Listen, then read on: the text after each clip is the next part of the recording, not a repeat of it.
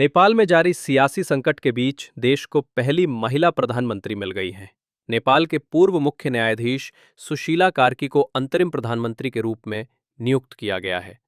राष्ट्रपति ने शुक्रवार देर शाम उन्हें पद और गोपनीयता की शपथ दिलाई।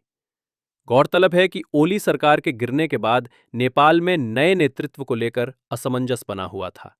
इस बीच राजधानी काठमांडू स्थित राष्ट्रपति भवन शीतल निवास में देर रात हुई महत्वपूर्ण बैठक में संवैधानिक विशेषज्ञों और शीर्ष पदाधिकारियों के बीच सहमति बनी कि देश की बागडोर अंतरिम रूप से सुशीला कार्की को सौंपी जाए।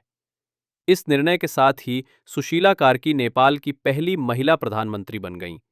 इससे पहले उन्होंने नेपाल के सर्वोच्च न्यायालय की पहली महिला मुख्य न्यायाधीश के रूप में भी इतिहास रचा था।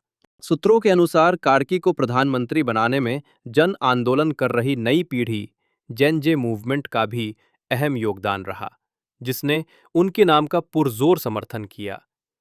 अब उम्मीद की जा रही है कि उनकी अगुवाई में नेपाल में स्थायी सरकार के गठन की राह आसान होगी।